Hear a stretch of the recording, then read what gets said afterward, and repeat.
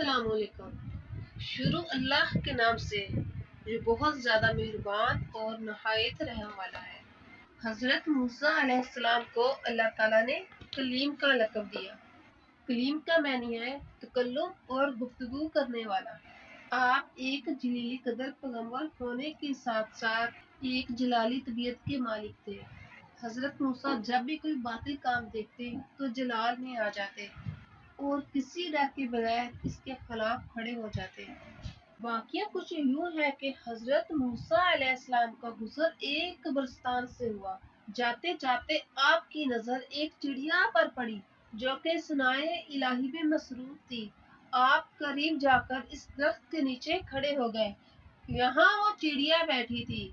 کچھ دیر وہاں رکے اور چڑیا کی ثنا کو غور سے سنا تو اللہ تعالیٰ کے نام مبارک غلط بول رہی تھی۔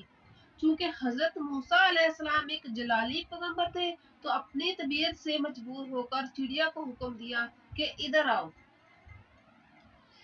جب چڑیا قریب آئی تو فرمایا اللہ کا نام غلط کیوں بول رہی ہو؟ چڑیا نے کہا کہ اللہ کے کلیم میں معذور ہوں، میں اللہ کا نام پورا نہیں لے سکتی۔ تو آپ نے فرمایا اللہ تعالیٰ کا نام پورا لو ورنہ آئندہ چپ رہو۔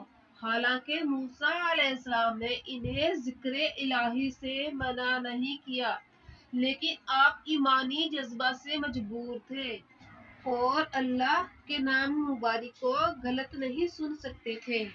چڑیا نے انکار نہیں کیا لیکن ایک درخت پر جا کر اداس ہو کر بیٹھ گئی، کیونکہ چرندے پرندے ذکر الہی میں ہمہ وقت مصروف رہتے ہیں، لیکن ہم سب اسے سمجھ نہیں سکتے۔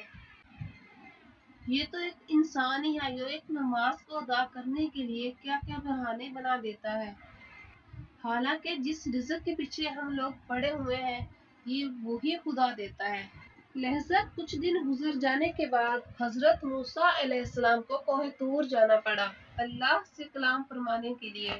جب آپ نے اللہ تعالیٰ سے باتیں شروع کی تو اللہ تعالیٰ نے فرمایا اے کلیم تو نے میرے ایک عاجز اور لاچار مخلوق کو میرے ذکر سے منع کیوں فرمایا؟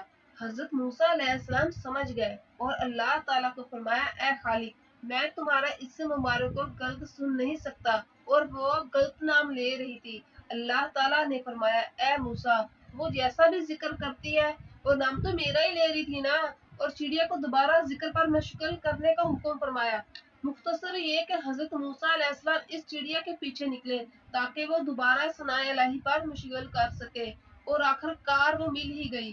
تو آپ نے چڑیا کو بولا اور سمجھایا کہ کوشش کرو کہ اللہ تعالیٰ کا نام مبارک غلط نہ لو۔ چڑیا نے بہت غمزدہ لہجے میں کہا جب سے آپ نے مجھے ذکر الہی سے منع فرمایا ہے میں نے کھانا پینا ہی چھوڑ دیا ہے۔